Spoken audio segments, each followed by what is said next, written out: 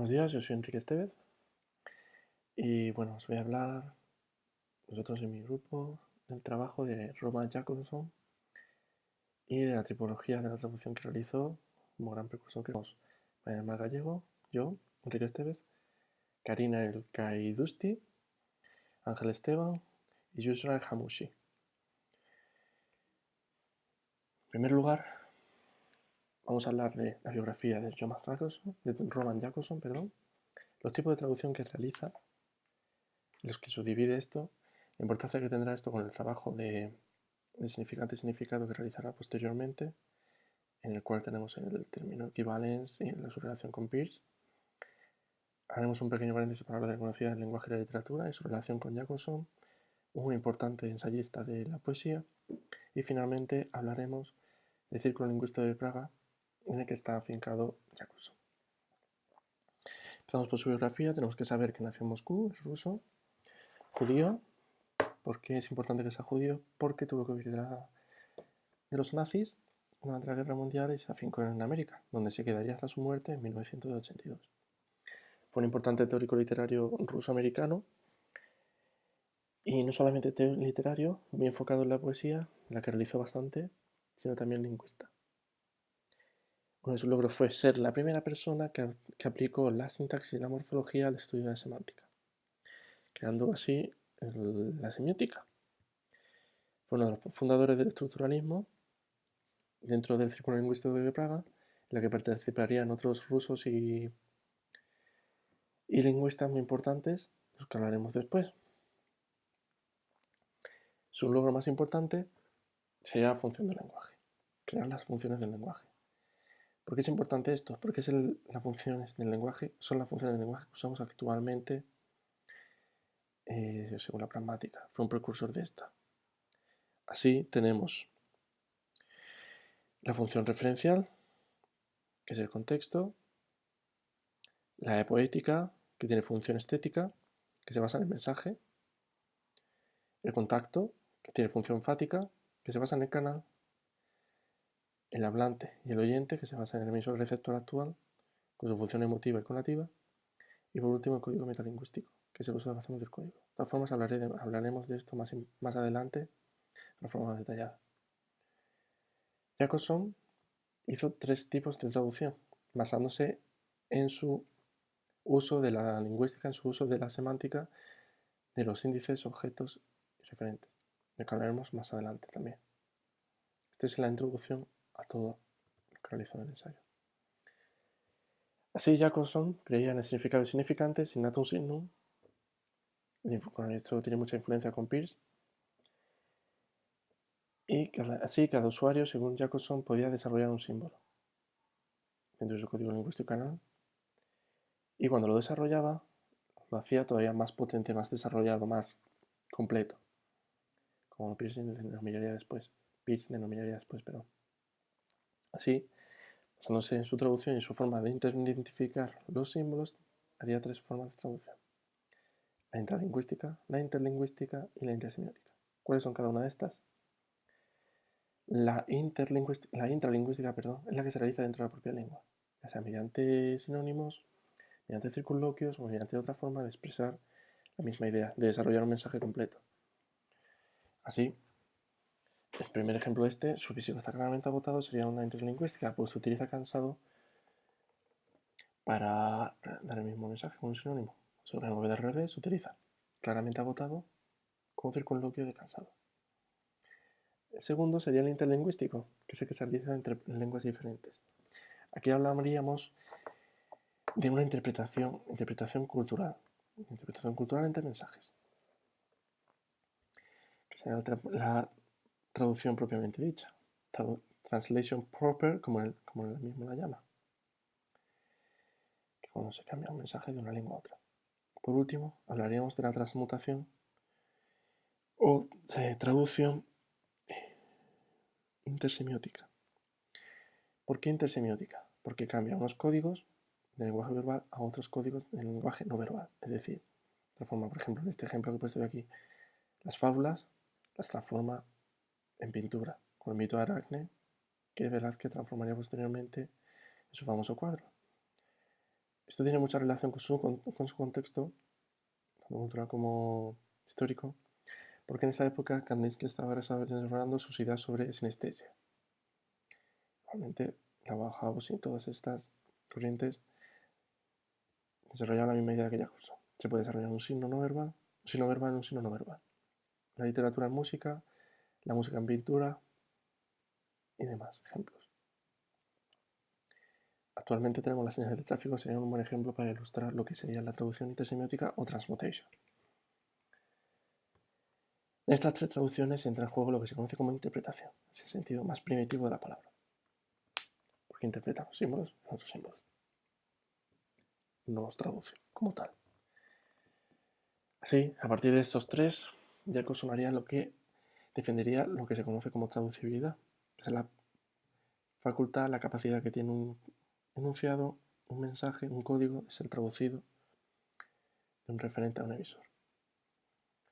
Hay muchas formas de hacerlo, aquí enuncia varias, pero lo que es importante es que esto es posible traducir todo enunciado porque son inseparables del pensamiento y de la conciencia, significado y significante.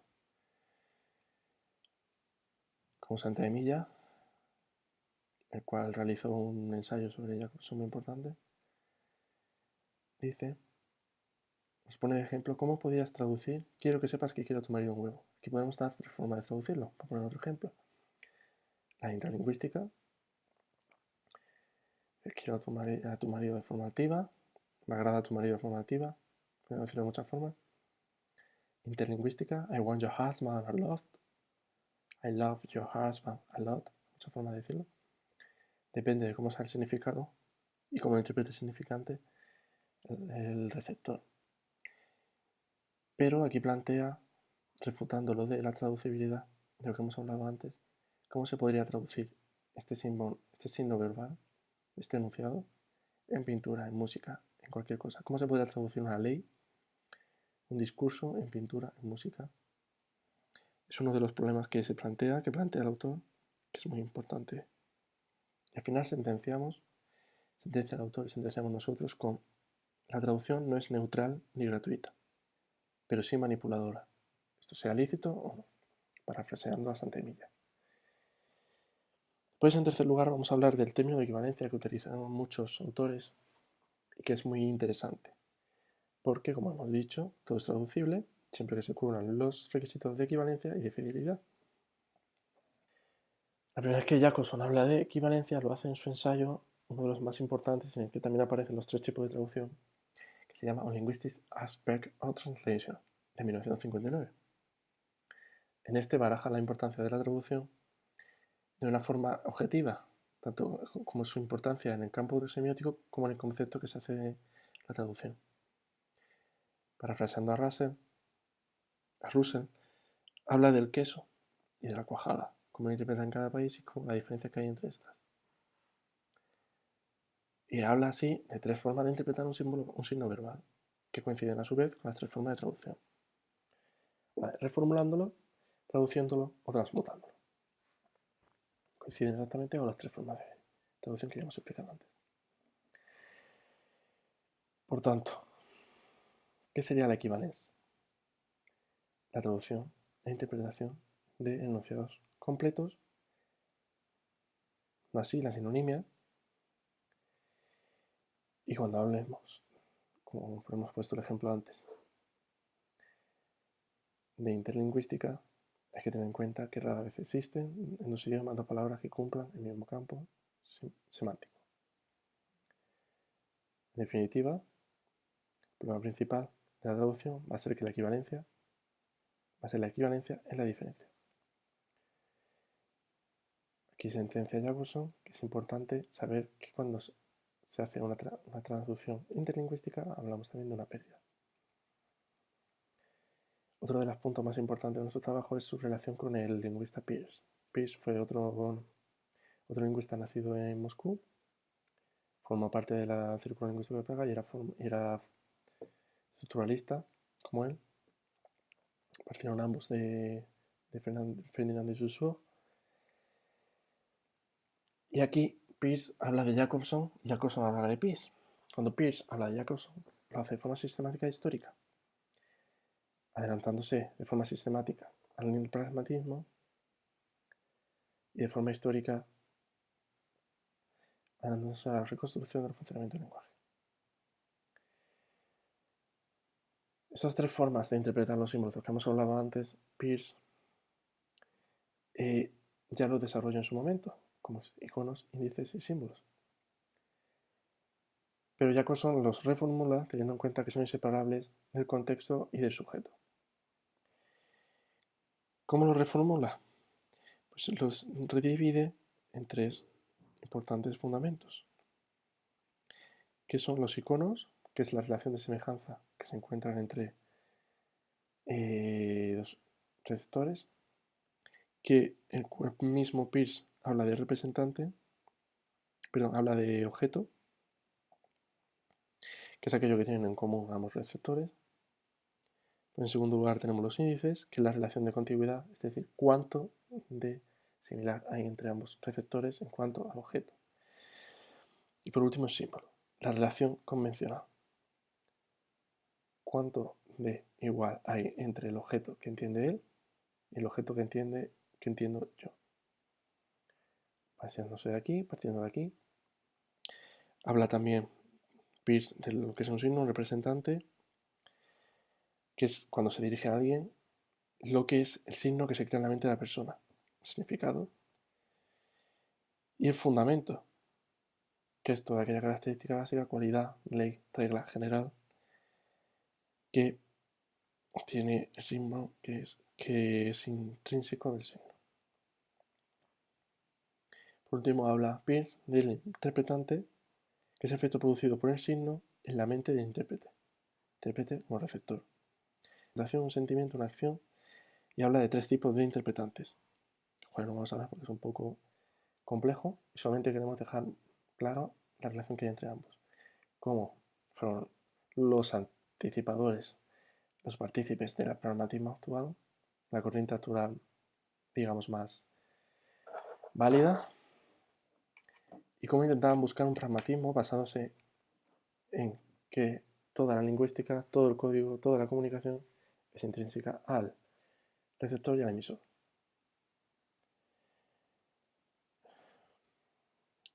En cuarto lugar, vamos a hablar de la economicidad, del lenguaje y la literatura.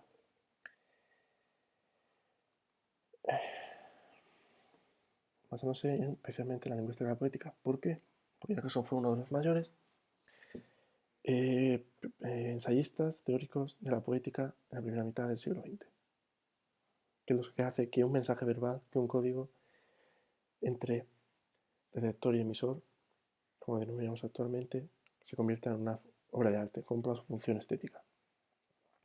Para esto, Jacobson crea un esquema que no voy a describir por completo, pero sí hay que tener 4 funciones principales muy claras.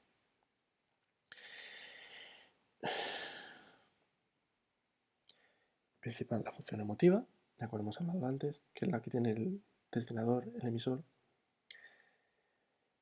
y que es la que atiende a lo que se transmite de manera subjetiva, los sentimientos, los estados de ánimo y demás, el énfasis que se le pone a ese mensaje. En segundo lugar, la connotativa, que es la que se refiere al receptor,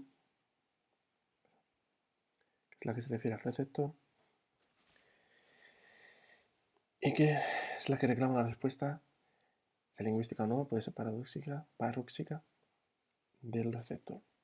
En tercer lugar tenemos la fática, que sería la fática. El mensaje es la función del mensaje para saber si esta ha sido, si la comunicación ha sido finalmente válida. Y la metalingüística, es decir, si el código ha cumplido su función, es decir, si hemos usado mesa como un sustantivo o lo hemos usado como un verbo, en cual caso no cumpliría su función. Hay 2 funciones más que atienden a la poética, a cualquier enunciado poético, narrativo, que tenga función estética, digamos, que son la apelativa, la referencial, que es la que se centra en el referente, sea este real o imaginario, que tiene mucha importancia con la abstracción de la poesía, o la poética estética, que es cuando el mensaje en sí se convierte en una forma, se convierte en mensaje, se convierte en su propia finalidad. Es tener una función estética por sí mismo. El mensaje se convierte en el mensaje.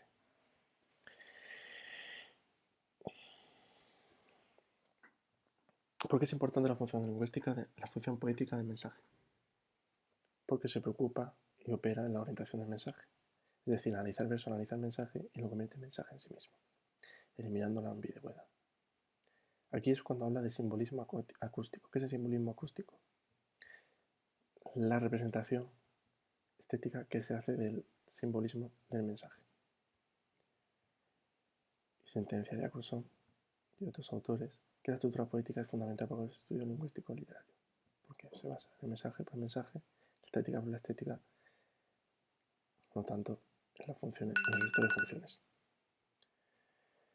Por último, voy a hablar del Círculo Lingüístico de Praga, en el que formaron parte Jacobson y otros importantes lingüistas como Bohumil Trenka, Josef Bachet, fundado en 1996. Lo más importante es la preocupación que tenía como lingüistas por las intenciones comunicativas de los hablantes. Eran funcionalistas, dividían el lenguaje en un sistema de medios y reunían todas sus las tareas que tenían que realizar, sus funciones como lingüistas, en la tesis de 1929.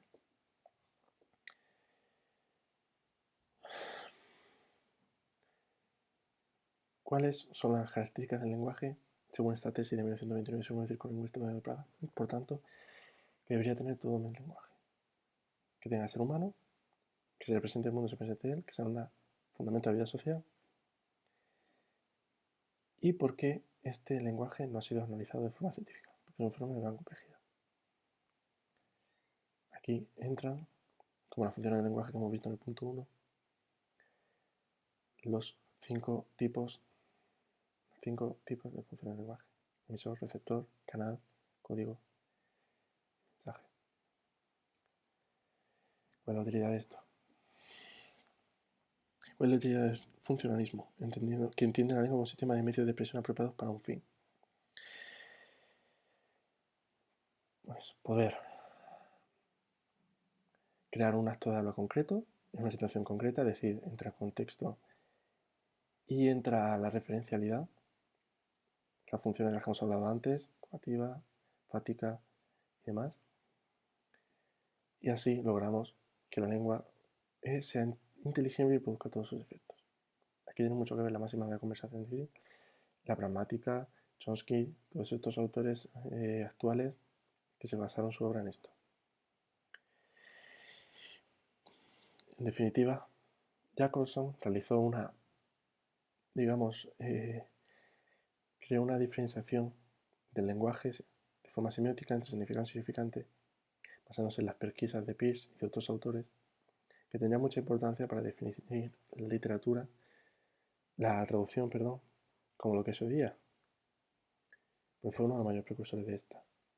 Así, lo más importante del trabajo de esta explicación que hemos hecho es la división que realiza entre interpretación interlingüística y transmutable o intersemiótica, la concepción que hace de los signos,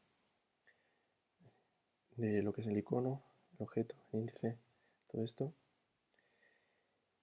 y cómo lo desarrolla y cómo lo aplica a la poética. Eso sería todo.